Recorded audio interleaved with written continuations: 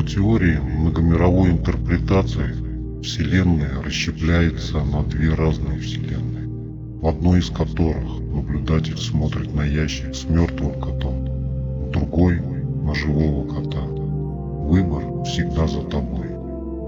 Откинуть все варианты, не подходящие тебе. Ни в коем случае даже мысли не допускать. Проигрывать сценарии, искать возможности с более благополучным исходом. Вариантов, что человек жив, всегда больше, чем не жив. Ни в коем случае нельзя использовать предчувствия. Это очень опасно. Человек не может предчувствовать. Это исключено. Это заблуждение. Человек может только напророчить, накаркать. Так что думая, что ты предчувствуешь, своими мыслями ты можешь создать или попасть в неблагоприятную реальность.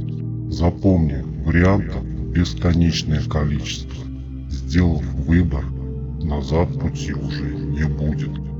Большое желание не поможет вообще. Желание и вожделение одно и то же. Оно не запрограммировано для построения реальности. Запрограммирована только нужда, необходимость. Поэтому понадобится надежда, сумасшедшая нужда и еще раз нужда. Во время войны бывали случаи, что приходило по 2 похоронки на одного человека, и он оставался живой. Посмотри фильм «Итальянка». Это ошибка. У нас была уже одна ошибка. Почему не может быть второй? Так то 41-й был. Тогда таких ошибок много было. Но нынче 45-й. Да и судьбинушка второй раз так не свезет. Там главные герои много раз получали известия о смерти своих близких, и столько же раз оказывалось, что они живые. Всегда есть благополучные случаи. Нельзя соглашаться с трагедией до последнего. Мир устроен так, что он находит возможности и варианты совсем другого исхода. У меня было много случаев, когда я не принимал случившегося, когда я не хотел с этим жить. Я наотрез отказывался, что это произошло при мне, в моей реальности.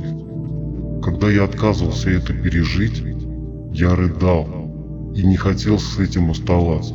Я просто просыпался.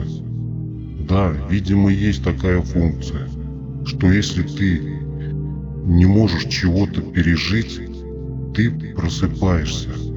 Обыкновенно встаешь с постели и все, понимаешь, что это был сон. Хотя там я проверял подлинность реальности и понимал, что проснуться из реальности невозможно, ведь нет никаких признаков сна, но просыпался. Видимо, в этот момент срабатывает программа, что нельзя давать человеку то, чего он не переживет. Типа, Бог не даст тебе тех испытаний, которые ты не сможешь вынести. В одном только случае я остался в реальности, пожалев родственника. Подумал, вот я проснусь, а родной человек останется с этим жить. И как же я его оставлю? Сейчас понимаю, что зря, что надо было идти на просыпание. Тем более, что тогда я об этой возможности знал. Я знал, что это останется в другой реальности, в которую я уже никогда не попаду. Точнее, мое сознание.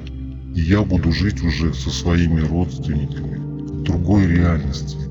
А двойники, или точнее бесконечное, бесчисленное их количество, меня с родственниками в других реальностях. Все зависит от выбора. Мы живем и имеем только то, что выбрали, что позволили себе. Поэтому не допускай мыслей, вариантов, с которыми тебе не хотелось бы жить. Потому что если допустишь, мир посчитает, что ты сможешь это вынести.